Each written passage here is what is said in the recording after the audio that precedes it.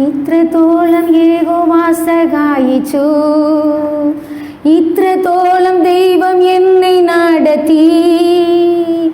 ഇത്രത്തോളം യഹോവ സഹായിച്ചു, ഇത്രത്തോളം ദൈവം എന്നെ നടത്തി. ഒന്നുമില്ലായ്മയിൽ നിന്നെ ഉയർത്തി, ഇത്രത്തോളം യഹോവ സഹായിച്ചു. ഒന്നുമില്ലായ്മയിൽ നിന്നെ ഉയർത്തി, ഇത്രത്തോളം യഹോവ സഹായിച്ചു. ആഗാരിനെ പോലെ ഞാൻ കരഞ്ഞപ്പോൾ, യാക്കോബിനെ പോലെ ഞാൻ അലഞ്ഞപ്പോൾ. ആഗാരിനെ പോലെ ഞാൻ കരഞ്ഞപ്പോൾ, യാക്കോബിനെ പോലെ ഞാൻ അലഞ്ഞപ്പോൾ. മരുഭൂമിയിൽ എനിക്ക് ജീവജലം തന്നനെ, ഇത്രത്തോളം യഹോവ സഹായിച്ചു. മരുഭൂമിയിൽ എനിക്ക് ജീവജലം തന്നനെ, ഇത്രത്തോളം യഹോവ സഹായിച്ചു. ഇത്രത്തോളം യഹോവ സഹായിച്ചു. ഇത്രത്തോളം ദൈവം എന്നെ നടത്തി. ഒന്നുമില്ലായ്മയിൽ നിന്നെ ഉയർത്തി, ഇത്രത്തോളം യഹോവ സഹായിച്ചു. ഏകനായി നിന്യനായി പരദേശിയായി നാടും വീടും വിട്ട് ഞാൻ അലഞ്ഞപ്പോൾ. ഏകനായി നിന്യനായി പരദേശിയായി നാടും വീടും വിട്ട് ഞാൻ അലഞ്ഞപ്പോൾ. സ്വന്തം നാട്ടിൽ ചേർത്ത് കൊള്ളാമെന്നുരക്ഷനാഥനെ, ഇത്രത്തോളം യഹോവ സഹായിച്ചു. സ്വന്തം നാട്ടിൽ ചേർത്ത് കൊള്ളാമെന്നുരക്ഷനാഥനെ, ഇത്രത്തോളം യഹോവ സഹായിച്ചു. ഇത്രത്തോളം യഹോവ സഹായിച്ചു.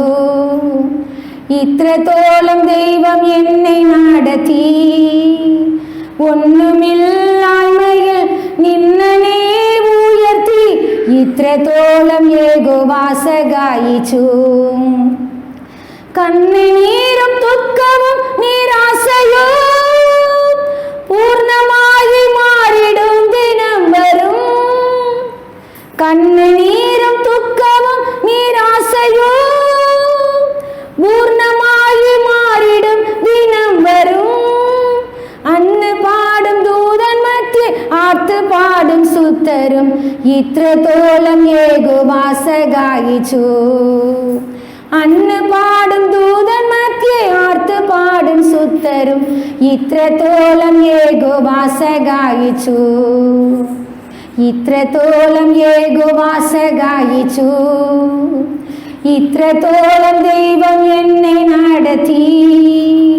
ഒന്നുമില്ലായ്മയിൽ നിന്നെ ഉയർത്തി, ഇത്രത്തോളം യഹോവ സഹായിച്ചു.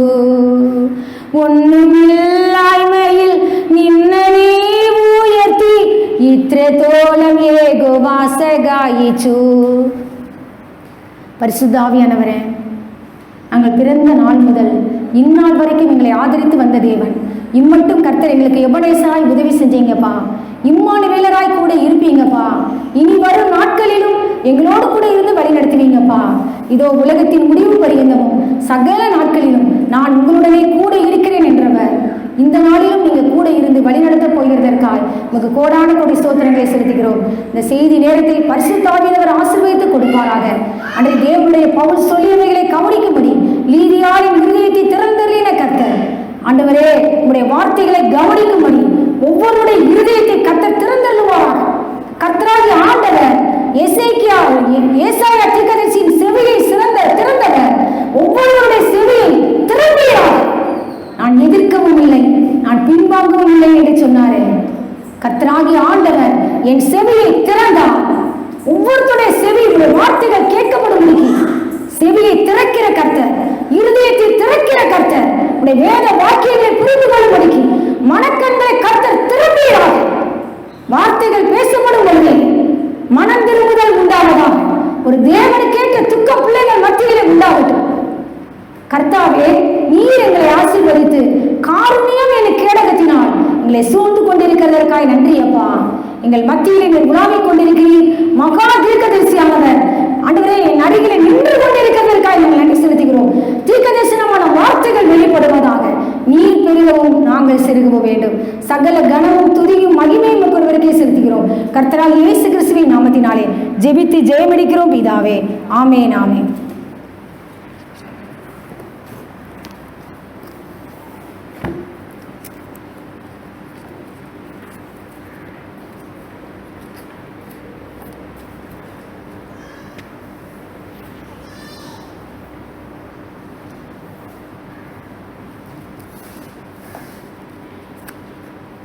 பரிசுத்த லூக்கா எழுதின சுவிசேஷம் 12ஆம் அதிகாரத்துக்கு நேராய் நாம் திருப்பிக் கொள்வோம்.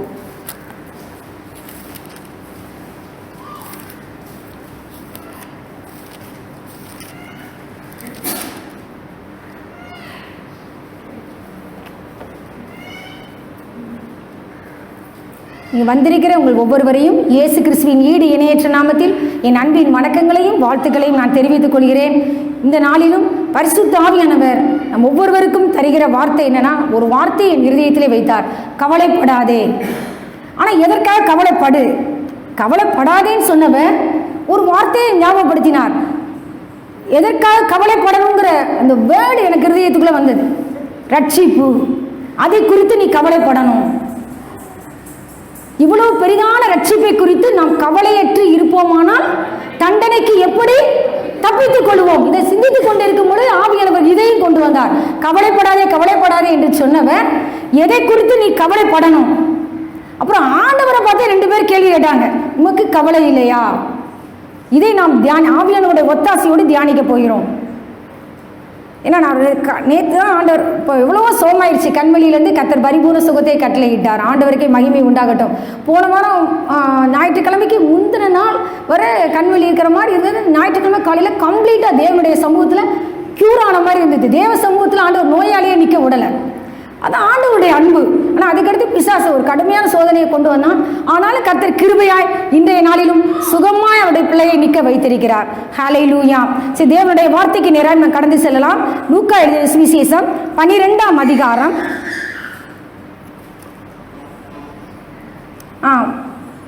11ஆம் அதிகாரம் 12ஆம் அதிகாரம் 12ஆம் அதிகாரம் 11ஆம் வசனம் 12ஆம் வசனம். அன்றியும்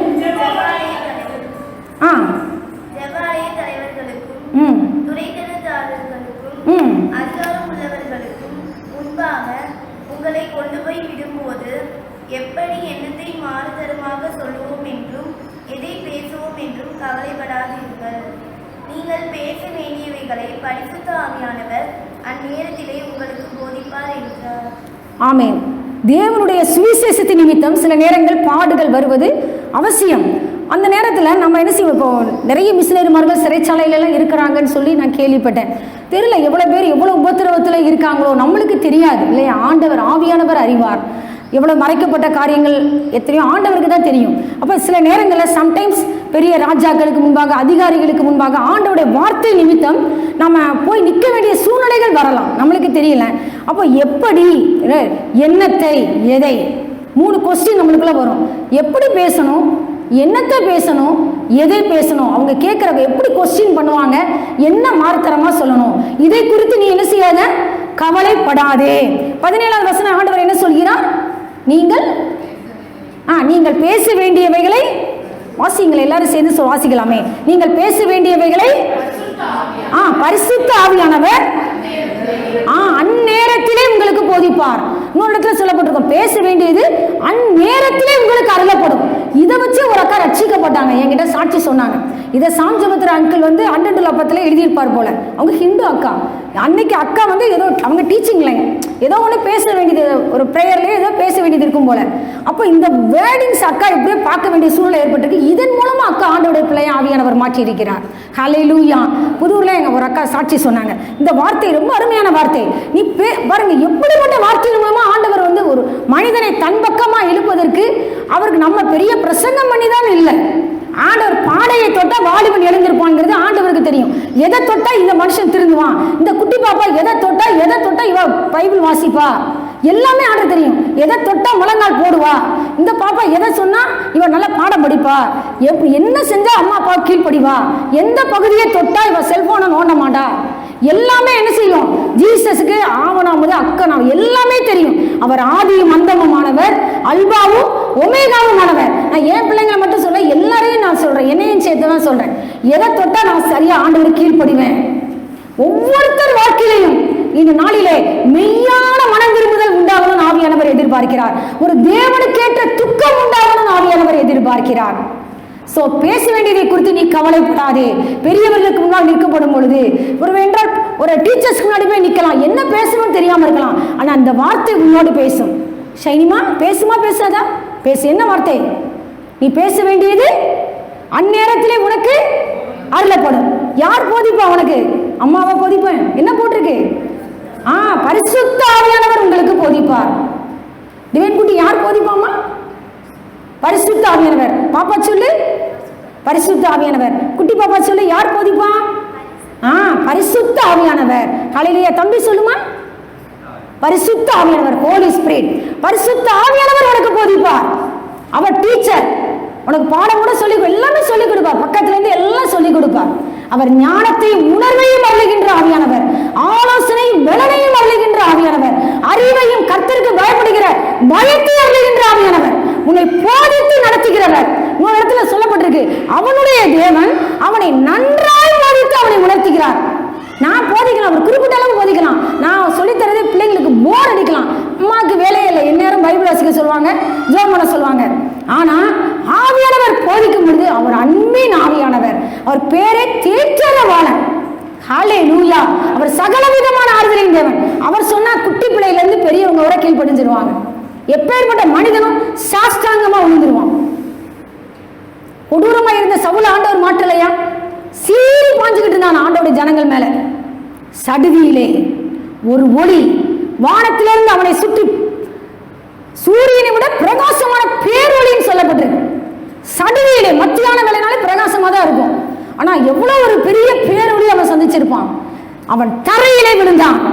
அவனை தரையில விழ வைப்பார். நம்மளுக்கு எதிராக வர்றவங்களை அவருடைய பிள்ளையாகவும் ஆண்டவர் மாற்றுவார். ஹல்லேலூயா. ஆண்டவர் சொன்னார், என் நாமத்தின் நிமித்தம் அவன் எவ்வளவாய் பாடுபட வேண்டும் என்பதை அவனுக்கு நான் தெரிவிப்பேன். ராஜாக்களுக்கும் புறஜாதிகளுக்கும் இஸ்ரவேல் புத்திரருக்கும் என்னுடைய நாமத்தை அறிவிக்கிறதற்காக நான் தெரிந்து கொண்ட பாத்திரம் சொன்னார்.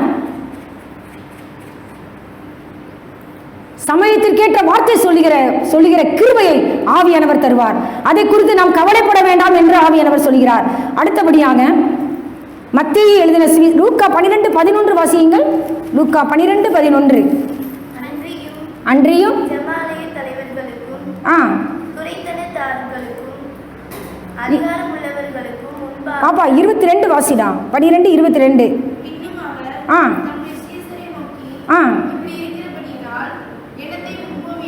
எண்ணத்தை உண்போம் என்று உங்கள் ஜீவனுக்காகவும் எண்ணத்தை உடுப்போம் என்று உங்கள் சரீரத்துக்காகவும் எண்ணத்தை சாப்பிடுறதுக்காக கவலைப்படாத, ஆண்டவர் பார்த்துக்கிடுவான்னு சொல்ற. கர்த்தர் நீதிமான்களை பசியினால் வருந்த விடார். தாவீது ராஜா சொல்றாரு, இளைஞனா இருந்தேன், இப்பொழுது முதிர் வயதோடும் ஆயிட்டேன், ஆனா நீதிமானின் சந்ததி கைவிடப்பட்டதை நான் பார்க்கவில்லை, அவன் சந்ததி அப்பத்துக்கு இறந்து திரிகிறதை நான் காணவில்லை. ஒரு நீதிமான் ஒரு பிச்சைக்காரனாய் கைவிடப்பட்டதை என் கண்கள் காணவில்லை சொல்றான். அது மாறுத்தரமா நடந்ததுன்னா நம்ம கிட்டதான் ஃபால்ட். ஆண்டவருடைய வார்த்தை ஒரு பொழுதும் போய் சொல்லாது. வானமும் பூமியும் ஒளிந்து போனாலும் என் வார்த்தைகளை ஒளிந்து போவதில்லைன்னு சொல்லியிருக்கிறார். நம்ம இந்த வார்த்தையை சொல்லி ஆண்டவரை கேட்கணும். ஆண்டவரே, என்னுடைய சந்ததி அப்பத்துக்கு இறந்து தெரியக்கூடாதுப்பா, பிச்சைக்காரங்களை அடையக்கூடாது, என்னுடைய சந்ததி கர்த்தராலும் மனிதனாலையும் கைவிடப்பட்ட ஒரு நிலைமைக்கு வரக்கூடாதுப்பா. மனிதர்கள் சாபமான வார்த்தைகளை சொல்லுவாங்க, அது பிசாசின் வார்த்தை. அதை நீங்க என்ன செய்யணும்? அப்படி சொல்லும் பொழுது இயேசு கிறிஸ்துவின் நாமத்தில் அந்த வார்த்தையை நான் சபிக்கிறேன்னு சொல்லுங்க. நெகட்டிவா பேசும் பொழுது எங்கள் பாப்பாவை பார்த்து சொன்னாங்களாம், அரியர் வைப்ப அரியர் வைப்ப. நான் ஏன் நீ அதையே நீ எதுக்கு நீ நினச்சிக்கிட்டு இருக்க? அந்த வார்த்தை கர்த்தர் என்ன சொல்ற? நீ நல்லா இருப்ப. அப்பா நம்மளை பார்த்து என்ன சொல்ற? நீ நன்றாய் இருக்கும்படி என் வார்த்தைகளை கேட்டு நட. நீ நல்லா இருக்கணும் ஆண்டவர் விரும்புகிறார். நீ பிரியமானவனே, உன் ஆத்துமா வாழ்கிறது போல நீ எல்லாவற்றிலும் வாழ்ந்து சுகமாய் இருக்கும்படி வேண்டுகிறேன். நீ ஏன் மனிதனுடைய வார்த்தை சாபமான வார்த்தைகளை நினைத்துக் கொண்டிருக்கிறாய்? கர்த்தர் உண்மையில் அன்பு கூர்ந்ததினால் பிலேயாமின் சாபங்களை உனக்கு ஆசீர்வாதமாக மாற பண்ணினான். அதை குறித்து நீங்க அதை கவலைப்படவே படாதீங்க. சாத்தான் என்னைக்கா நல்லா இருக்கும்னு நினைப்பானா? அவன் பின்னாடி இருந்து பேசுறது பிசாஸ். கர்த்தர் நீங்க நல்லா இருக்கணும் விரும்புகிறார். நீங்க நல்லா இருக்கணும் விரும்புகிற ஒரே ஒரு நபர் அவர் ஜீசஸ் கிரைஸ்ட். ஹல்லேலூயா. அதனாலதான் தேவன் ஒருவர் தவிர நல்லவன் ஒருவனும் இல்லையே. உன் தகப்பனை விட, உன் தாயை விட, உன் ஃப்ரெண்ட்ஸை விட, உன் சகோதர சகோதரிகளை விட, ஊழியக்கார சகோதர சகோதரிகளை விட உன்னை அதிகமாய் நேசிக்கிறவர், முந்தி நம்மிடத்தில் அன்பு கூர்ந்தவர், முந்தி உன்னை தெரிந்து கொண்டவர். நீங்கள் என்னை தெரிந்து கொள்ளவில்லை, நான் உங்களை தெரிந்து கொண்டேன். முடிவு வரையும் நம்மிடத்தில் அன்பு வைத்த கர்த்தர். என்னத்தை உண்போன நீ கவலைப்படாத, ட்ரெஸ்ஸுக்காக கவலைப்படாதே ஆண்டவர் சொல்கிறார். உன்னை போஷிக்கிறவர். நீங்க இந்த வார்த்தையை சொல்லி ஆண்டவர் சாங்ஷன் பண்ணணும். நீங்க கவலைப்படாதீங்கன்னு சொல்லியிருக்கீங்க ஏசப்பா, நான் கவலைப்படல. அப்ப எனக்கு வரத்திலிருந்து இந்த வார்த்தையின்படி எனக்கு என்ன செய்யுங்க, நீங்க கொடுப்பீங்க, நான் நம்புறேன், விசுவாசிக்கிறேன்னு சொல்லுங்க. அப்படித்தானே போட்டிருக்கு. கவலைப்படாதேன்னு சொல்லிட்டு ஆண்டவர் சொல்கிறார். 29வது வசனம், ஆகையால் எண்ணத்தை உண்போம் எண்ணத்தை குடிப்போம் என்று நீங்கள் கேளாமலும் சந்தேகமே நீ படாத. உன்னை நல்லா நான் சாப்பாடு கொடுப்பேங்க, உன்னை போஷிப்பேங்க. உன்னை போஷிக்கிற கர்த்தர் 40 வருடமா வனாந்திரத்துல தம்முடைய ஜனங்களுக்கு சாப்பாடு இல்லைன்னு தெரிஞ்சு வானத்திலிருந்து தேவதூதர்கள் ஒன்று உணவால் கர்த்தர் கொடுக்கலையா? அந்த தேவன் இன்றும் மாறாதவராய் இருக்கிறார். அவருடைய கரம் குறுகி போகவில்லை. பாட்டு இருக்குல்ல, தூதர்கள் உண்ணும் உணவால் உந்தன் ஜனங்களை போஷித்தீரே. தூதர்கள் உண்ணும் உணவால் உந்தன் ஜனங்களை போஷித்தீரே. உம்மை போல யாருண்டு இந்த ஜனங்களை நேசித்திட? உம்மை போல யாருண்டு இந்த ஜனங்களை போஷித்திட? உமக்கு போனவர் யார்? உமக்கு போனவர் யார்? உமக்கு போனவர் யார்? உமக்கு போனவர் யார்? வானத்திலும் பூமியிலும் உமக்கு போனவர் யார்?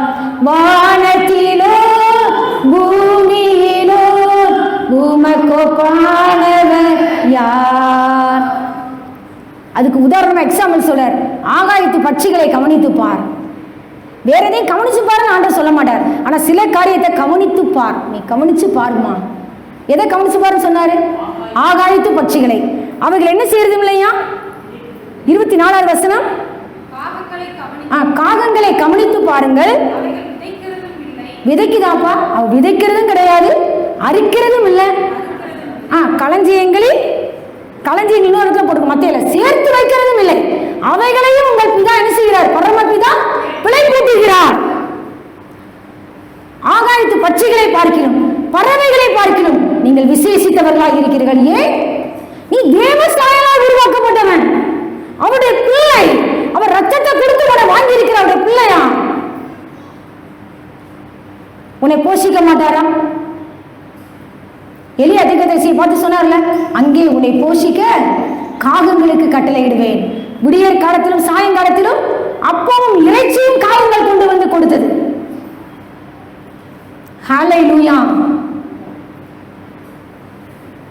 அதுக்கு அவன் செய்த காரியம் என்ன? அவன் அந்த ஆகாவுக்கு முன்னாடி சொல்றான். யாருக்கு முன்னாடி அந்த அட்ரஸ் சொல்லும் போது வெறுமனே நான் கர்த்தருடைய தீர்க்கதரிசின்னு சொல்லல, இஸ்ரவேலின் தேவனாகிய கர்த்தருக்கு முன்பாக நிற்கிற நான் உனக்கு சொல்கிறேன். ராஜா முன்னாடி நின்று, ஒரு பிரைம் மினிஸ்டர் முன்னாடி போய் நின்று, நான் யார் தெரியுமா அப்படி சொல்ல முடியும்னா அவ எவ்வளவு பெரிய ஆளா இருக்க முடியும்? ஹல்லேலூயா! அவர் ராஜாக்களுக்கு ஆண்டவர், ராஜாவுடைய போர் சேவகன். தைரியமா சொல்ற, கர்த்தருக்கு முன்னாடி நிற்கிறேன்னா, அப்படி நின்னோம்னா கர்த்தர் நம்மை போஷிக்கிறவராய் நாம் இருக்கிறார், உண்மையுள்ளவராய் இருப்பார். எலியாவின் மேல் எப்படி அக்கறை உள்ளவராய் கர்த்தர் கடந்து வந்தார். இப்ப நம்ம செய்ய வேண்டிய காரியம் என்ன? எலியாவை போல தேவ சமூகத்திலே காணப்பட வேண்டும், தேவ சமூகத்திலே நிற்க வேண்டும். மனிதர்கள் நம்மளை பார்த்து பயப்படுவாங்க. தேவ சமூகத்தில் இருக்கிற ஒரு தேவனுடைய பிள்ளையை பார்த்து பிசாசு நடுநடுங்குவான், மனிதர்கள் பயப்படுவாங்க. கர்த்தர் உன்னை போஷிக்கிற தேவனாய் உனக்கு வெளிப்படுவார். குடிக்கிறதுக்கு ஆண்டவர் என்ன சொன்னார்? கேரி தாட்டின் தண்ணீரை குடிச்சுக்கோப்பா.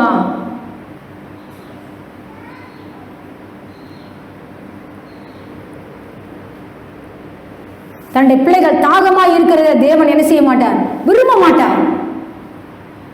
மாறாவின் கசப்பை மதுரமாக்குகிற தேவன் நம் மத்தியில் வந்திருக்கிறார். என்னைக்கும் மாறாவா? நீ ஒரு மாறாவை நீ கடந்திருக்கலாம், ஆனால் உனக்கு ஒரு ஏழி உண்டு என்று ஆவியானவர் சொல்கிறார். நீ ஏலிமுக்கு கடந்து வருவார். 12 விதமான நீரூற்றுகளை உன் கண்கள் காணும், 70 வகையான பேரிச்ச மரங்களை உன் கண்கள் காணும். வந்தாங்க அவருடைய ஜனங்கள். மாறாவை கடந்து வரும் பொழுது கர்த்தரோடு ஒரு உடன்படிக்கை பண்ணாங்க. ஆண்டவர் சொன்னார், நீ என் பார்வைக்கு செம்மையானவைகளை செய்யணும், என் கட்டளைகளை நடக்கும். நடந்தேனா எகிப்தியருக்கு வரப்பண்ணின வியாதிகளில் ஒன்றையும் உனக்கு வரப்பண்ணேன். நானே உன் பரிகாரியாக கர்த்தர். I will be your doctor. நான் உனக்கு டாக்டரா இருப்பேன். ஏதாவது நோய் வந்துச்சா? அப்பா பகல்ல மேகஸ்தம்பம், இரவுல அக்கினி ஸ்தம்பத்தினால வழி நடத்தினார். எந்த ஒரு நோயும் ஒரு ஜனங்களையும் தாக்கல. கர்த்தர் உங்களுக்கு டாக்டரா இருப்பார். அதுக்கடுத்து அவங்க ஏலிமுக்கு கடந்து வந்தாங்க. 12 வகையான நீரூற்று. ஆண்டவர் என்னைக்கு என் வாழ்க்கையில மாறாதானா அப்படின்னு நினைச்சு வந்திருக்கலாம். கர்த்தர் சொல்கிறார், உன் மாறாவை நான் மாற்றுவேன். ஒரு ஏலிம் உனக்கு உண்டு. ஏலிமுக்கு வந்தபோது என்னை கண்டார்கள்? என்னத்தை கண்டார்கள்? 12 வகையான நீரூற்று. 12 வகையான நீரூற்று, 70 டிஃபரண்ட் டைப்ஸ் பேரிச்ச மரங்கள். ஒவ்வொரு பழமும் டிஃபரண்ட் டைப்ஸ். அப்பா தரதெல்லாம் வித்தியாசமான சுவைகள், சூப்பரான சுவையா இருக்கும். அயன் சத்து, பிள்ளைகளுக்கு ஹெல்த்தியான ஃப்ரூட்டை கொடுத்தார். ஹல்லேலூயா! உனக்கு பண்ண நம்புறீங்களா? கர்த்தர் உன் வாழ்க்கையை ஒரு ஏழிமை வைத்திருக்கிறார். நீரூற்று காண்பியா? எத்தனை வகையான நீரூற்றை பார்ப்பேன்னு சொன்னேன்? 12. எத்தனை வகையான பேரிச்ச மரங்கள்? 70. அந்த இடம் பெயர் என்ன? ஏலிம். ஹல்லேலூயா! ஏலிம் கூட சாம்ஜபத்ரா அங்கிளுடைய சர்ச் பேர ஏலிம் தானே. ஏலிம் குளோரியஸ் ரிவைவல் சர்ச் இருக்கும். எண்ணத்தை உண்போம் என்று கவலைப்படாதே, எண்ணத்தை உடுப்போம் என்று கவலைப்படாதே. இப்போ நீங்க ஆண்டவரை பார்த்து சொல்லலாம். ஆண்டவர் தான் இன்னைக்கு சொல்றாரு, உங்களை பார்த்து கவலைப்படாதேன்னு சொல்லியிருக்காரு. அப்பா உங்களுக்கு ஆண்டவர் நடத்த போறார், உங்களை உங்க குடும்பத்தை நடத்த போகிறார். இன்று முதல் நான் உங்களை ஆசீர்வதிப்பேன் என்று சொல்கிறார். ஆனா ஒரே ஒரு கேரண்டி ஆர்டர் கொடுக்க சொல்கிறார். தேவ சமூகத்தை நிற்பாயா? எலியாவை போல தேவ சமூகத்தில் காணப்படுவாயா? அவன் சொன்னது போல இஸ்ரவேலின் தேவனாகிய கர்த்தருக்கு முன்பாக நிற்கிற நான் உனக்கு சொல்கிறேன். சொல்ல முடியுமா உங்களால என்னாலையும்? வெளியே தெரியாம இருக்கலாம், சாப்பிடுறது கஷ்டமா இருக்குன்னு நினைக்கலாம். ஆண்டவர் சொல்கிறார், உன் தகப்பனாகி யாக்கோபுடைய சுதந்திரத்தால் உன்னை போஷிப்பேன். கர்த்தருடைய வாயிலை சொல்லிட்டு உச்சிதமான கோடியினால் போஷிக்கிற கர்த்தர், கண்மலையின் தேடினால் உன்னை திருப்தியாக்குகிற கர்த்தர். நாம் யாரை ஆராதிக்கிறோம்? யாக்கோபின் தேவன். யாக்கோபு யோசேப்பிட்ட சொல்லும்போது சொல்வார், உன் தகப்பனுடைய ஆசீர்வாதங்கள் உன் பிதாக்களுடைய ஆசீர்வாதங்களுக்கு மேற்பட்டதாக இருந்தது. நித்திய பர்வதங்கள் முடிவு மட்டும் எட்டுகின்றன.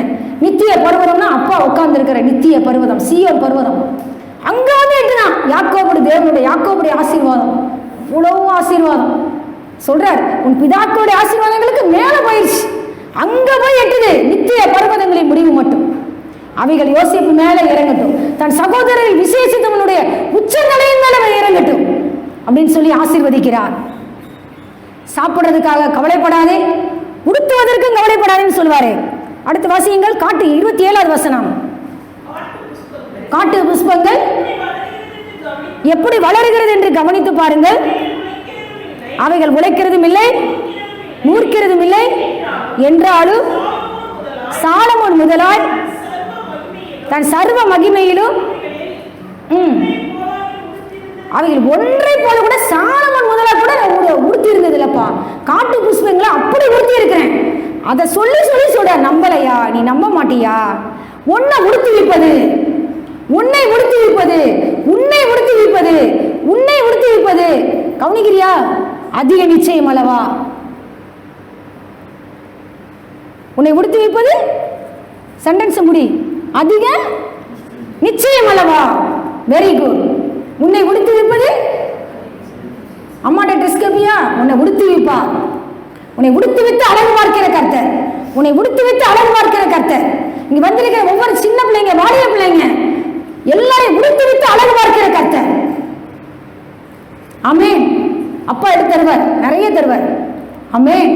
சாலமோன் ராஜா கூட அப்படி உடுத்திருக்கலையா? ராஜ வஸ்திரத்தை கொடுத்து அழகு பார்க்கிற கர்த்தர். ஹல்லேலூயா. உன்னை போஷிக்கிறவர், உன்னை உடுத்தி வைத்து அழகு பார்க்கிறவர், உன் தாகத்தை தீர்க்கிற கர்த்தர். கவலைப்படாதே என்று சொல்கிறார். நீ கவலைப்படுறதுனால உங்களுக்கு எவன் தன் சரீரம் அளவோடு ஒரு முழத்தை நீ கூட்டிட முடியுமா? கூட்டவும் முடியாது, குறைக்கவும் முடியாது. நீ கவலைப்படுறதுனால எதுவும் ஆக போறதில்ல. நீ கவலைப்படாத. Don't worry about anything. அப்பா தான் பேசிக்கிட்டு இருக்காரு உங்களை பார்த்து. இப்ப நான் என் பிள்ளைங்களை எடுத்து கொடுக்க முடியாம கூட இருக்கலாம். ஆனா அப்பாவுக்கு எல்லாம் தெரியும். இப்ப அக்காவுக்கு தெரியும், நான் வெளியே சொல்ல முடியாது. ஆனா எல்லாம் தெரியும். ஜீசஸ் எடுத்து கொடுப்பேன்னு சொல்றார். விசுவாசிங்க. நீ விசுவாசித்தா தேவனுடைய மகிமையை காண்பார். உங்க அப்பா யாரு? மகிமையின் ராஜா. அவர் மகத்துவமுள்ள ராஜா.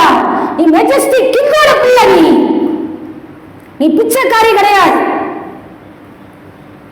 உன்னை போஷிக்கிறவர், உன்னை உடுத்தி விட்டு அழகு பார்க்கிறவர். ஆகையால் எண்ணத்தை உண்போம், எண்ணத்தை உடுப்போம், எண்ணத்தை குடுப்போம் என்று நீ கவலைப்படாதே. இப்படி இருக்க அற்ப விசுவாசிகளே, இன்றைக்கு காட்டிலிருந்து நாளைக்கு அடிப்பிலே போடப்படுகிற புல்லுக்கு கூட நான் இப்படி உடுத்தி வைத்தால் உங்களுக்கு உடுத்தி வைப்பது அதிக நிச்சயம் அல்லவா? அதிக நிச்சயம் சொல்ற. அப்பா சொன்னாலே நிச்சயம் தான். ஷியர். இப்ப நம்ம சொன்னா, இப்ப நான் அக்காவுக்கு ட்ரெஸ் எடுத்தாரேன்னு சொல்லிட்டு நான் அடுத்த நேரம் மனசு மாறிடுவேன். ஆனா அப்பா பொய் சொல்ல தேவன் ஒரு மனிதன் அல்ல. மனமாற அவர் ஒரு மனுபுத்திரனும் அல்ல. அவர் சொல்லையும் செய்யாது இருப்பாரோ, அவர் வசனைத்தும் நிறைவேற்றாது இருப்பாரோ. இதோ ஆசீர்வதிக்க கட்டளை பெற்றேன், அவர் ஆசீர்வதிக்கிறார், அதை நான் திரும்ப கூடாதுன்னு ஒரு தீர்க்கதரிசி சொல்கிறார். பிள்ளையாம் தீர்க்கதரிசி. கர்த்தர் ஆசீர்வதிக்கும் போது எந்த மனுஷனும் அந்த ஆசீர்வாதத்தை திருப்ப முடியாது. கர்த்தர் மகனை ஆசீர்வதிக்க கட்டளை ஆண்டவற்றிலிருந்து வந்துச்சுன்னா ஒரு ஊழியக்காரியால திருப்ப முடியல. மத்தேயு 6ஆம் அதிகாரம் கடைசி வசனம். மத்தேயு 6 கடைசி. ஆகையால்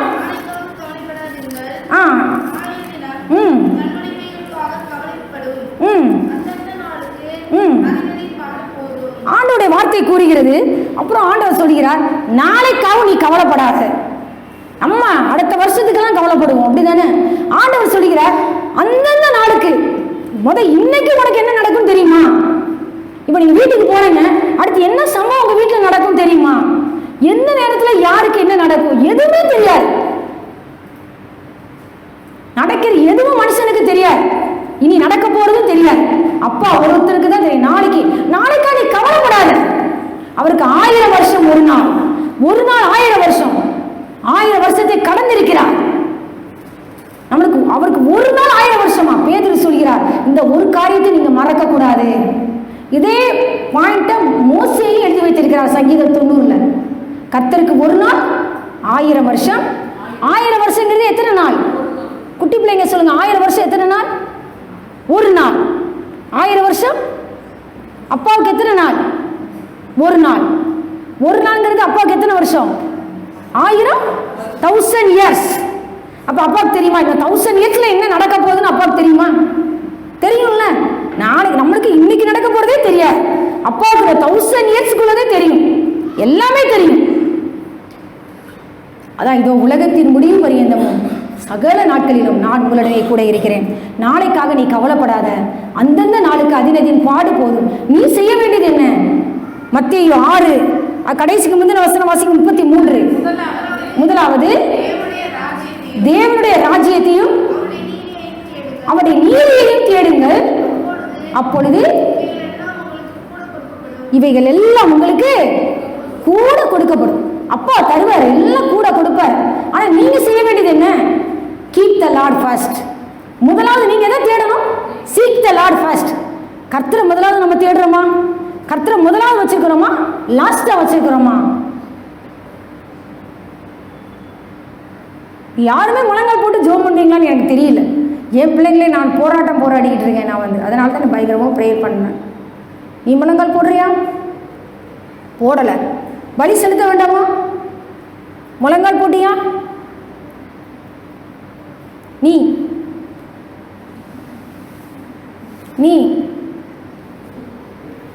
இன்று முதல் ஸ்டார்ட் பண்ணணும். சரியா? At least 2 times. தானியேல் 3 வேளை முழங்கால் படிக்கிட்டார். நீ முழங்கால் போட்டு கை கூப்பி தேவனுக்கு முன்னாடி நிக்கணும், டெய்லி நிக்கணும். அப்பதான் அந்த வர்ற உலகத்தை நீ ஜெயிக்க முடியும், பிசாசை ஜெயிக்க முடியும், மாம்சத்தை ஜெயிக்க முடியும். நிற்பாயா? தேவ சமூகத்தில் நீ காணப்படுவாயா? குட்டி பிள்ளைங்களே, குட்டி பாப்பா, முழங்கால் போட்டியா? இல்லைன்னா டீச்சருக்கு முன்னாடி முழங்கால் போடுவேன். சரியா? கர்த்தருக்கு முன்னாடி முழங்கால் போடாத ஒரு தேவ மனுஷன் முன்னாடி போய் வசவு வாங்குவான், திட்டு வாங்குவேன். நான் சொல்றேன், தேவனுக்கு முன்னாடி தலையை நீ தாழ்த்தலைனா மனிதனுக்கு முன்னாடி எப்படி போய் நிக்கணும்? தலை குனிஞ்சு நிக்கணும். முழங்கால் போட ஒப்பு கொடுப்பாங்களா? ஒப்பு கொடுப்பியா? தம்பி ஒப்பு கொடுப்பியாமா? முழங்கால நிக்கணும், நேர் முழங்கால். அரைகுறை எல்லாம் வளைஞ்சுக்கிட்டுலாம் நிக்க கூடாது. யாருக்கும் வயசாகலை, இங்க குட்டி பிள்ளைங்க யாருக்கும் வயசே ஆகலை, குட்டி பிள்ளைங்க தான் எல்லாருமே.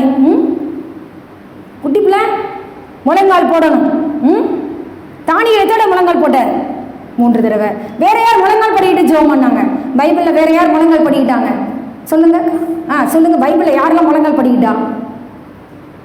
ஏசப்பாவே முழங்கால் படிக்கிட்டு ஜெபம் பண்ணார்ல. லூக்கா டாக்டர் எழுதும்போது முழங்கால் படிக்கிட்டு ஜெபம் பண்ணார். அவரே தெய்வமே முழங்கால் படிக்கிட்டு எனக்காக ஜெபம் பண்ணும்போது நான் முழங்கால் பட வேண்டியது எவ்வளவு அவசியம். 2வது, ஸ்தேவான் கல்லெறிஞ்சு கொல்லும் போது சிதைக்கப்பட்ட நிலைமையில முழங்கால் படிக்கிட்டு, ஆண்டவரே என் ஆவியை ஏற்றுக்கொள்ளும் சொல்லிட்டு இவங்க மேல என்ன செய்யக்கூடாது? எந்த பாவத்தையும் சுமத்த வேண்டாம். அதனாலதான் ஒரு பெரிய பவுல் அப்போஸ்தலன் உருவானான். அதை பார்த்துக்கிட்டு இருந்தாருல பவுலையா. முழங்கால் படியிட ஒப்பு கொடுப்பாயா? பவுலை எழுதுறார், பரலோகத்திற்கும் பூலோகத்திற்கும் உள்ள தேவனுக்கு முன்பாக நான் முழங்கால் படியிட்டு ஜெபம் பண்ணுகிறேன், முழங்கால் படியிட்டு ஜெபம் பண்ணுகிறேன். நீ முழங்கால பலி செலுத்த ஒப்பு கொடுப்பாயா? மூட்டு வலினா மட்டும் நீங்க ரைட், ஓகே, ஆண்டவர் ஒன்றும் சொல்ல மாட்டார். மற்றபடி முடிந்தா வயசானவனை பாட்டி மாற நான் சொல்லல. உன்னால முழங்கால் போட முடியும் என்றால் நீ தேவனுக்கு முன்பாக உன்னை தாழ்த்து. என் உலகத்தில் ஆவியானவர் வைத்த பாரம் அதுதான். முழங்கால் படியிடணும். என் பிள்ளைங்க சந்ததியெல்லாம் கர்த்தருக்கு முன்னாடி குடும்பமா முழங்கால் படியிடணும். முழங்கால்கள் யாரும் கர்த்தருக்கு முன்பாக முடணும். முதலமைச்சர் சரி, சிஓ யாரு, பிரைம் மினிஸ்டர், ஜனாதிபதி, எல்லாருடைய முழங்காலும் கர்த்தருக்கு முன்னாடி முடங்க போதும். இப்போ முடங்க மறுத்தாங்கன்னா நியாயாசனத்துக்கு முன்னாடி கர்த்தருக்கு முன்னாடி முழங்கால் போட்டுதான் ஆகணும். அன்னைக்கு நம்ம கம்பீரமா நிற்போம். ஆண்டவர் கூப்பிடுவார், என் பிதாவினால் ஆசீர்வதிக்கப்பட்டவர்களே. அந்த வார்த்தை உன் காதுகள் கேட்குமா?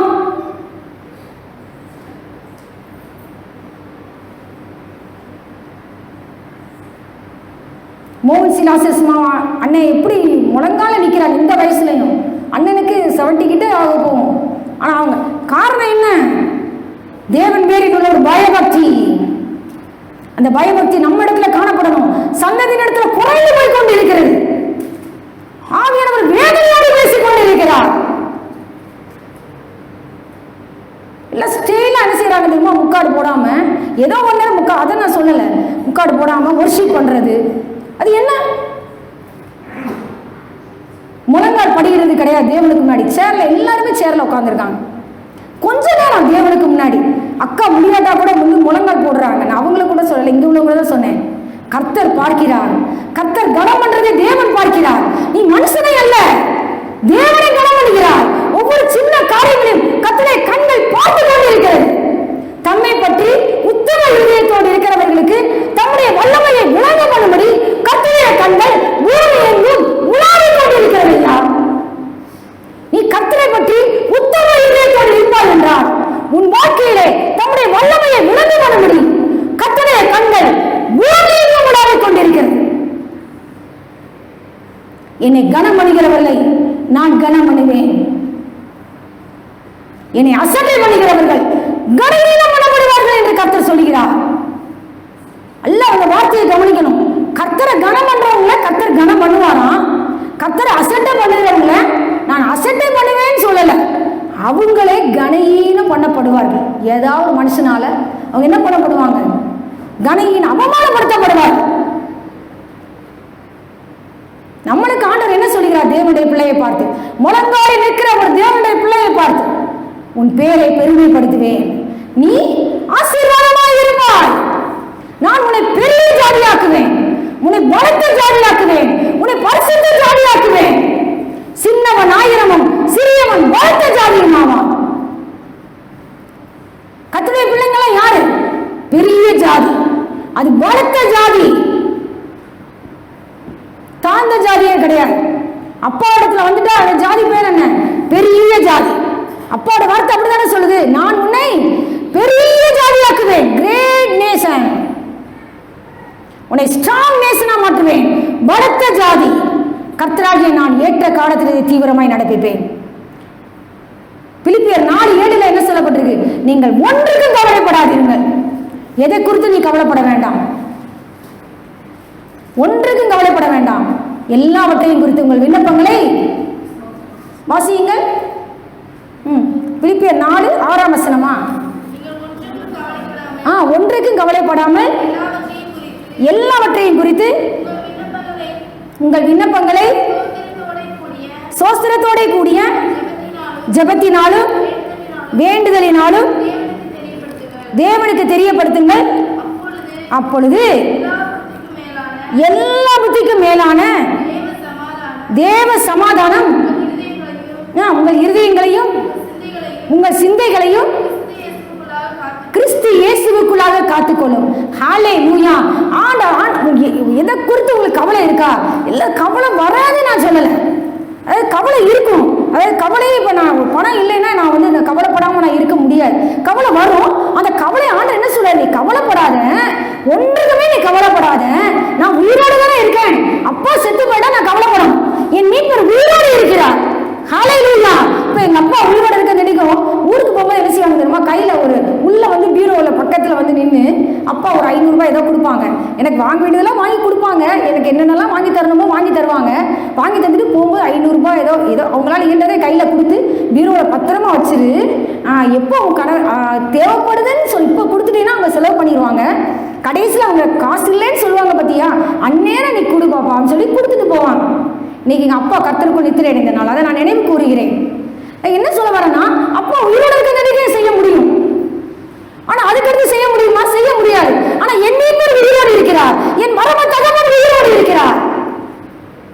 அப்பா உலகத்தை விட்டு கடந்து போகலாம், ஆனால் என் தகப்பனுடைய தேவன் மறிக்கவில்லையே.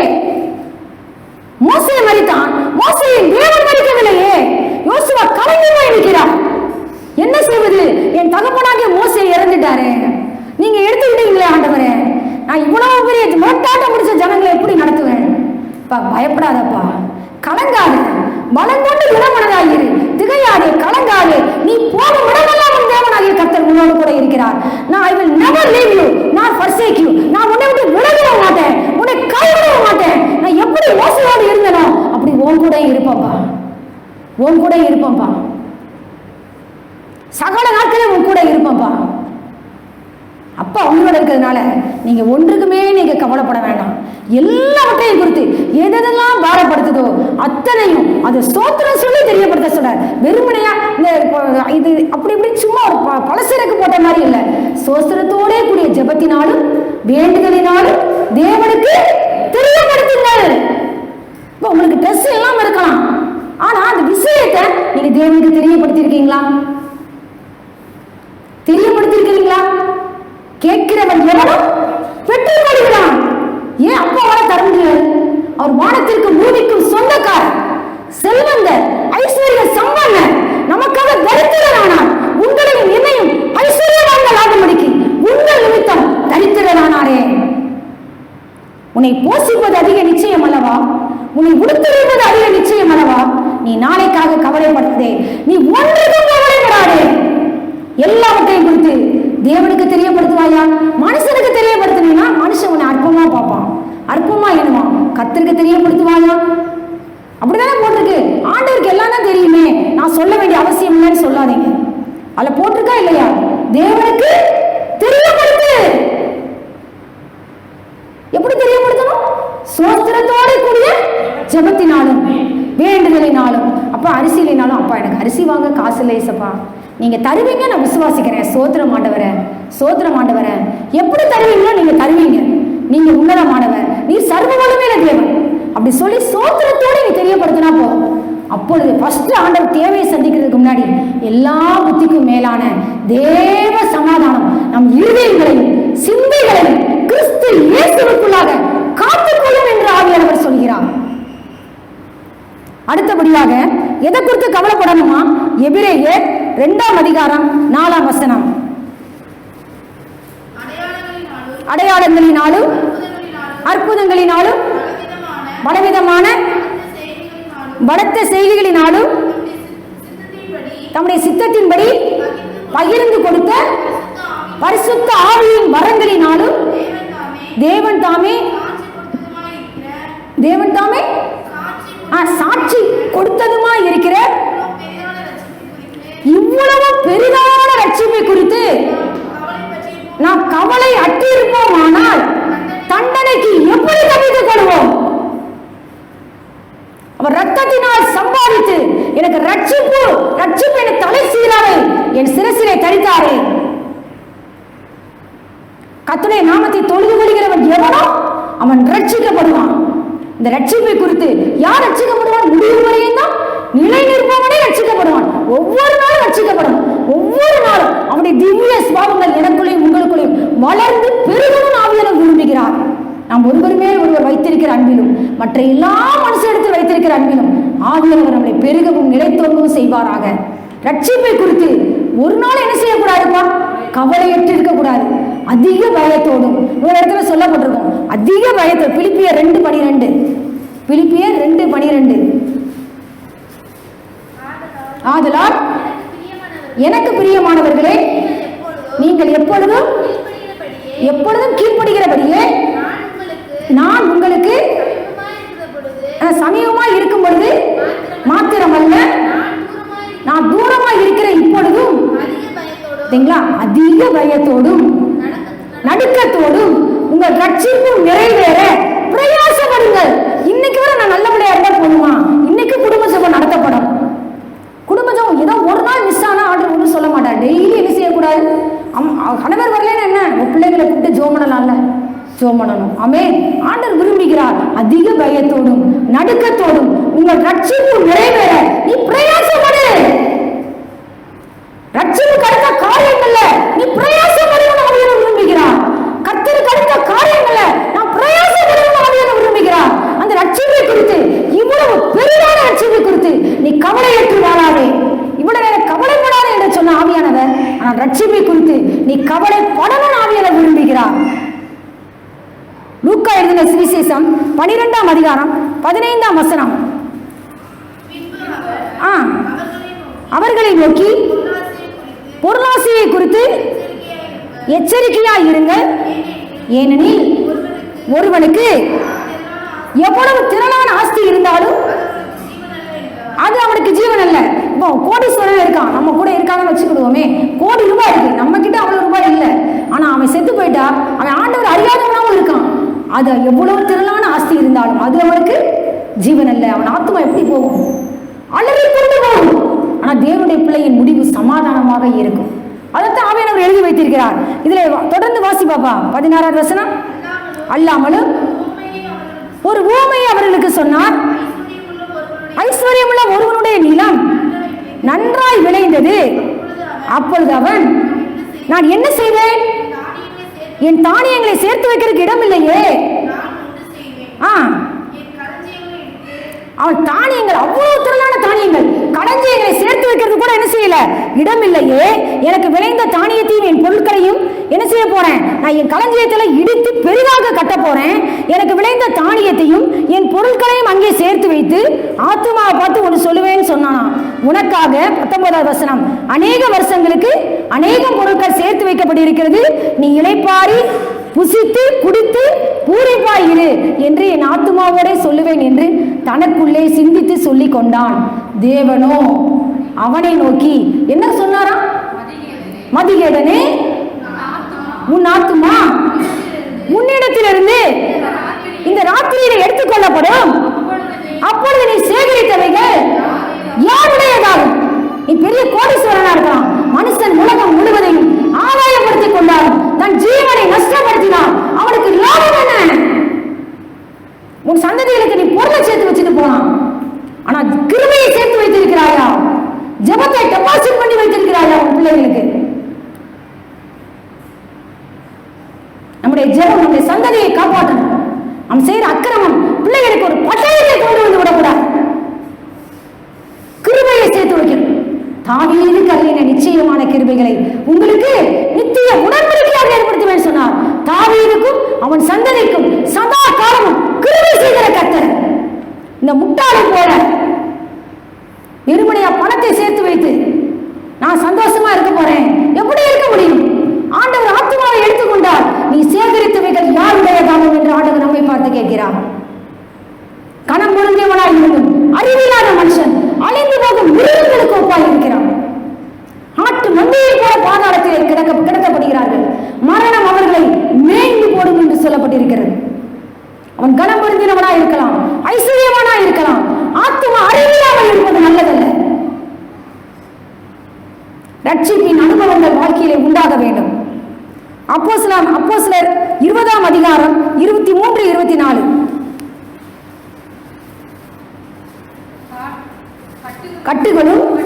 கட்டுகளும் உபத்திரவங்களும் எனக்கு வைத்திருக்கிறது என்று பரிசுத்த ஆவியானவர் பட்டணந்தோறும் தெரிவிக்கிறதை மாத்திரம் அறிந்திருக்கிறேன். ஆகிலும் அவைகளில் ஒன்றையும் குறித்து நான் கவலைப்பட மாட்டேன். பவுலையா பட்டணம் போறதெல்லாம் கட்டுகள் உபத்திரவங்கள் இவ்வளவுதான் இருக்க போகுது. ஆனா அவர் சொல்றாரு, அவைகளில் ஒன்றை குறித்து கூட நான் கவலைப்பட மாட்டேன். என் பிராணனையை நான் என்ன செய்ய மாட்டேன், அருமையாக எண்ணேன். என் ஓட்டத்தை நான் சந்தோஷத்தோடவே முடிக்கணும். அடுத்து தேவனுடைய கிருபையின் சுவிசேஷத்தை பிரசங்கம் பண்ணணும். தேவனுடைய கிருபையின் சுவிசேஷத்தை கர்த்தரிடத்தில் பெற்ற ஊழியத்தை நிறைவேற்றும்படி நான் கவனமாக இருக்கணும். நிறைவேற்றும்படிக்கு நான் கர்த்தராகிய இயேசு கிறிஸ்துவின் இடத்தில் பெற்ற ஊழியத்தை நிறைவேற்றவே விரும்புகிறேன். இந்த கட்டுகளை குறித்தோ உபத்திரவங்களை குறித்தோ நான் கவலைப்பட மாட்டேன். ஒன்றை கூட என் பிராணனை கூட நான் அருமையா எண்ண மாட்டேன். கிறிஸ்து எனக்கு ஜீவன், சாவு எனக்கு ஆதாயம் சொல்கிறார். இப்படிப்பட்ட கொடூர மனுஷனை ஆவியானவர் தலைகீழாய் மாட்டிட்டார் பார்த்தீங்களா? அப்பொழுதுதான் என் ஓட்டம் சந்தோஷமாக முடியும் என்று ஆவியானவர் சொல்கிறார். அடுத்தபடியாக 2 கொரிந்தியர் 11ஆம் அதிகாரம் 28, 29. 2 கொரிந்தியர் 11.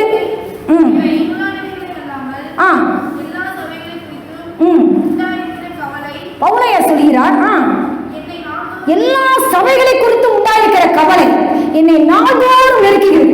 ஒவ்வொரு சபைகளை குறித்தும், ஒவ்வொரு தேவ ஜனங்களை குறித்தும் அவர் என்ன செய்யறார்? அந்த கவலை அவரை நாள்தோறும் நெருக்குதான். வேற உலக பிரகாரமான கவலை அல்ல. கிறிஸ்துவின் அன்பு என்னை நெருக்கி ஏவுகிறதுன்னு சொன்ன ஒரு தேவ மனுஷன். என் சிறு பிள்ளைகளே, கிறிஸ்து உங்களிடத்தில் உருவாக்கமாக உங்களுக்காக மறுபடியும் நான் இப்போ இவட்ட இந்த குட்டி பிள்ளைங்க இடத்துல ஏசப்பா உருவாகணுங்கிறதுக்காக நான் கற்ப வேதனைப்பட்டு ஜெபிக்கிற மாதிரி அப்படி ஒரு ஒவ்வொருத்தருக்காக அப்படி ஒரு பாரத்தை ஆண்டவர் வச்சிருக்கிறார். ஒவ்வொரு ஊழியக்காரங்களை நிரப்பணும், ஒவ்வொரு தாய்மாரை நிரப்பணும், தகப்பன்மாரை நிரப்பணும். இப்படிப்பட்ட ஒரு பாரம், இப்படிப்பட்ட ஒரு கவலை நம்மளை நெருக்கணும். கிறிஸ்துவின் அன்பு என்னை நெருக்கிய வேண்டும். 1 கொரிந்தியர் 12ஆம் அதிகாரம் 22, 23. 1 கொரிந்தியர் 12, 22, 23.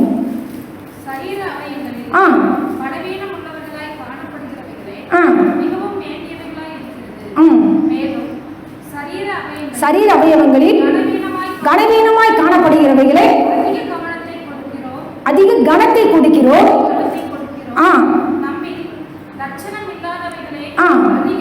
அதிக அலங்காரம் வரும். எது சரீர அவயவங்கள் வித்தியாசம் இருக்கலாம். ஒருத்தவங்களை காதை ஆர்டர் வச்சிருக்கலாம். தலை யாரு? சபைக்கு தலை கிறிஸ்து. ஒவ்வொருத்தரும் கண்ணா ஆண்டரை யூஸ் பண்ணுவார், ஒவ்வொருத்தங்களும் வாயா யூஸ் பண்ணுவார். எல்லாருமே கண்ணா மாறணும்னு சொல்ல முடியாது, எல்லாருமே தேவனுடைய வாயா மாறணும்னா அப்படி சொல்ல முடியாது. ஆனா எது பலவீனமாய் காணப்படுகிறதோ அதற்கு கர்த்தர் அதிக கனத்தை கொடுக்கிறாராம்.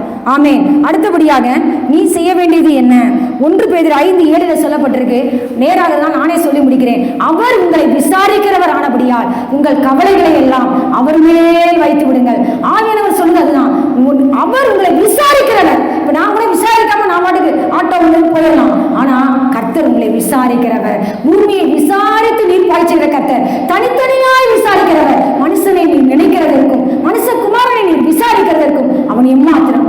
இந்த சின்ன குழந்தை என்னென்ன கஷ்டப்படுது, இந்த பாப்பா என்னென்ன கஷ்டப்படுது, ஸ்கூல்ல எப்படி பேட்டை சுமந்துட்டு போகுது, மேலே கீழே ஏறுது, டீச்சர்ஸ்ட எப்படி வசம் வாங்குது, எல்லாத்தையும் அவர் பார்க்கிறார், விசாரிக்கிறார், கண்ணோக்கமாய் இருக்கிறார். உன்மேல் கவலைப்படுகிற கர்த்தர், உன்மேல் கண்ணோக்கமாய் இருக்கிற கர்த்தர், உன்னை விசாரிக்கிற கர்த்தர், உன்னை ஆராய்ந்து அறிந்திருக்கிற கர்த்தர், உன்னை நித்திய வழியில நடத்துகிற கர்த்தர்.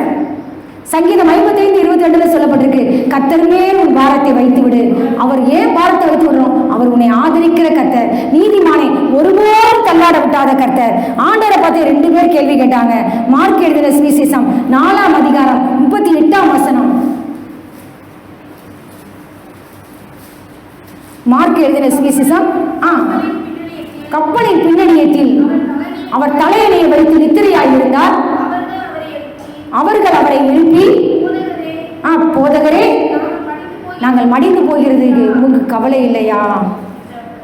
சீசர்கள் எழுப்புனாங்க. சம்டைம்ஸ் ஆண்டவர் கூட இருக்கிறார். கர்த்தர் ஏறுறாரு, சீசர்கள் பின் சென்று ஏறினார்கள். கர்த்தர் இருக்கிற படவுல தான் ஒரு பெரிய கொந்தளிப்பு ஏற்பட்டது. ஆனால் கொந்தளிப்பை அமர்த்துகிற கர்த்தர், அலைகளை அடக்கச் செய்கிற கர்த்தர். எங்க போயிட்டீங்க ஆண்டவரே? கவலை இல்லையா? இதே கொஸ்டின் நீங்கள் கேட்டு இந்த நாள்ல வந்திருக்கலாம். உமக்கு கவலை இல்லையா? அநேகருடைய உள்ளங்கள்ல வந்திருக்கலாம். உங்களுக்கு கவலை இல்லையா ஆண்டவரே? நாங்கள் செத்து போய்கிட்டு இருக்கோம் ஆண்டவரே, படகே மூழ்க போகுது, பார்த்துக்கிட்டு இருக்கீங்களே, நித்திரையா இருக்கீங்களே, நீங்க அமைதியா இருக்கீங்களே, உமக்கு கவலை இல்லையா? ஆண்டவருக்கு என்ன செய்தார்? அடுத்த ஸ்டெப் என்ன செய்தார்? அவர் எழுந்து காற்றை அகற்றினார். கடலை பார்த்து இறையாது அமைதலாய் இறை என்றார். அப்பொழுது காற்று நின்று போய் மிகுந்த அமைதல் உண்டாயிற்று. இந்த நாளை நீங்க ஏசப்பாவை பார்த்து நீங்க கேட்டு வந்திருக்கலாம், உமக்கு கவலை இல்லையா? அப்பா உங்க வாழ்க்கையில மிகுந்த அமைதலை கட்டளையிட போகிறார். அவர் சொல்ல ஆகும், அவர் கட்டளையிட நிற்கும். அடுத்து இன்னொரு சகோதரி ஒரே ஒரு கொஸ்டின், அதோட முடித்து விடுகிறேன். லூக்கா எழுதின சுவிசேஷம் 10ஆம் அதிகாரம் 40, 41, 42 வசனங்கள். இல்லை, மார்த்தாலோ பற்பல வேலைகளை செய்வதில் மிகவும் வருத்தமடைந்து அவரிடத்தில் வந்து, ஆண்டவரே நான் தனியே வேலை செய்யும்படி என் சகோதரி என்னை தனியே விட்டு வந்திருக்கிறதை குறித்து உமக்கு கவலை இல்லையா? நான் ஒத்தேல வேலை செஞ்சுக்கிட்டு இருக்கேனே, என் சகோதரி ஹெல்ப் பண்றாளா, கொஞ்சம் பார்த்தீங்களா ஆண்டவரே? உங்களுக்கு கவலை இல்லையா? ஆண்டவர் என்ன சொன்னார் அதற்கு? இயேசு அவளுக்கு பிரதியுத்தரமாக, மார்த்தாளே, 2 தடவை கூப்பிட்டார். மார்த்தாளே, மார்த்தாளே, நீ அநேக காரியங்களை குறித்து கவலைப்பட்டு கலங்குகிறாய், தேவையானது ஒண்ணுதாமா. மரியாதோ வென்றால் தன்னை விட்டு எடுபடாத நல்ல பங்கை தெரிந்து கொண்டாள். தேவையான ஒன்று யார்? ஏசப்பா பாதபடி நீ தெரிந்து கொள். நீ அநேக காரியங்களை குறித்து கவலைப்பட்டு கலங்கி நிலைமையில வந்திருக்கிறீங்களா? ஆண்டவர் உங்களை பார்த்து சொல்கிறார், தேவையானது ஒன்றே. மரியாள் தன்னை விட்டு எடுபடாத நல்ல பங்கை தெரிந்து கொண்டாள். அப்பா பார்த்து 2 பேர் கேட்டாங்க, உமக்கு கவலை இல்லையா? அப்பா அவங்களுடைய கவலைகளை போக்கினார், வாழ வைத்தார், ஆறுதலை கொடுத்தார். உங்களையும் வாழ வைப்பார். மார்த்தாள் இடத்திலும் இயேசு மரியாள் இடத்திலும் லாசரு இடத்திலும் அன்பாய் இருந்தார். லாசரு அந்த குடும்பத்துல மரணம் வந்த பொழுதிலும் மரணத்திலிருந்து உயிரோடு எழுப்பி அநேகர் கர்த்தரை விசுவாசிக்கத்தக்கதாக அவனையும் கர்த்தர் பின்னாட்கள்ல பெரிய ஊழியக்காரனாய் கர்த்தர் மாற்றினார் சரித்திரம் கூறுகிறது. கர்த்தருடைய நாமத்திற்கே மகிமை உண்டாகட்டும். ஜோமோமா சேற்றி நின்றென்னை தூக்கி எடுத்து மாற்றி உள்ளம் புதிதாக்கினாரே. கல்லானையன் உள்ளம் உருக்கின கல்வாரியை கண்டு நன்றியுடன் பாடிடுவேன். கல்லானையன் உள்ளம் உருக்கின கல்வாரியை கண்டு நன்றியுடன் பாடிடுவேன். ஆனந்தமாய் இன்ப காணாம் ஏகிடுவே. தூய பிதாவின் முகம் தரிசிப்பே. நாளுக்கு நாள் அற்புதமாய் என்னை தாங்கிடு. நாதன் இயேசு என்னோடிருப்பார். நாளுக்கு நாள் அற்புதமாய் என்னை தாங்கிடு. நாதன் இயேசு என்னோடிருப்பார். ஆனந்தமாய் இன்ப காணாம் ஏகிடுவே. தூய பிதாவின் முகம் தரிசிப்பேன். உம்மை பின் சென்று ஊழியம் செய்து பாதம் சேர வாஞ்சிக்கிறேன். தாரும் தேவா ஏழைக்கு மாறாத கிருபை கண் பாரும் என்று நான் உம்மடிமை. தாரும் தேவா ஏழைக்கும் மாறாத கிருபை கண் பாரும் என்று நான் உம்மடிமை. ஆனந்தமாய் இன்ப காணாம் ஏகிடுவே. தூய பிதாவின் முகம் தரிசிப்பே. ஆனந்தமாய் இன்ப காணாம் ஏகிடுவே. தூய பிதாவின் முகம் தரிசிப்பே. நாளுக்கு நாள் அற்புதமாய் என்னை தாங்கிடு. நாதன் இயேசு என்னோடிருப்பார். நாளுக்கு நாள் அற்புதமாய் என்னை தாங்கிடு. நாதன் இயேசு என்னோடிருப்பார். ஆமென். ஆண்டவரே, எங்கள் அன்பின் பரலோக பிதாவே, நடியோடுமே சோதரிக்கிற ராஜா, பரிசுத்த ஆவியானவரே, உங்களுடைய வார்த்தைகளை தியானிக்க பரிசுத்த ஆவியானவர் எங்களுக்கு கொடுத்த கிருபைகளுக்காக நாங்கள் நன்றி செலுத்துகிறோம் சுவாமி. உங்களுக்கு கவலை இல்லையான்னு சொல்லி பிள்ளைகள் ஆண்டவரே உங்கள்கிட்ட கேட்டிருக்கலாம், கேள்வியோடு வந்திருக்கலாம். ஏசப்பா, பிள்ளைகள் வாழ்க்கையில் ஏற்பட்டிருக்கிற நாங்கள் மடித்து போகிறது கவலை இல்லையா? என் சகோதரி என்னை வேலை செய்து ஒத்தையில விட்டுட்டு வந்திருக்கிறதை குறித்து உமக்கு கவலை இல்லையான்னு சொல்ல 2 பேருக்கு நீங்க ஆன்சர் பண்ணீங்கப்பா. கொந்தளிப்பை அமர்த்தினீங்கப்பா. அலைகளை அடங்க செய்த கர்த்தர். தேவையானது ஒன்றே. மரியாள் தன்னை விட்டு எடுபடாத நல்ல பங்கை தெரிந்து கொண்டார். உங்களை தெரிந்து கொள்ள கிருபை தாங்கப்பா. பிள்ளைகள் வாழ்க்கையில் இருக்கிற எல்லா கவலைகளை ஆவியானவர் தூக்கி எறிகிறார்.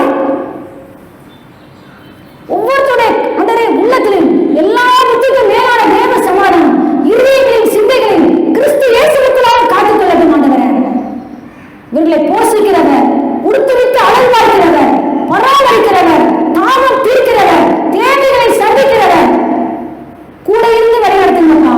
நாளைக்காக கவலைப்பட வேண்டாம்.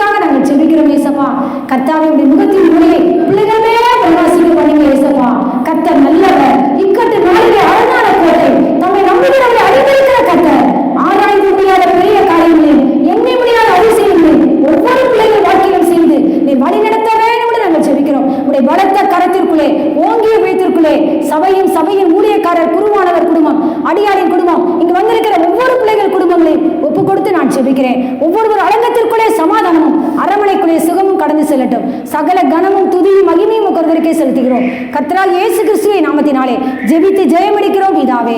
ஆமென் ஆமென். என் ஆத்துமாவே கர்த்தரை ஸ்தோத்திரி, என் முழுவதுமே பரிசுத்த நாமத்தை ஸ்தோத்திரி. என் ஆத்துமாவே கர்த்தரை ஸ்தோத்திரி, கர்த்தர் செய்த சகல உபகாரங்களை மறவாதே. ஆமென் ஆமென்.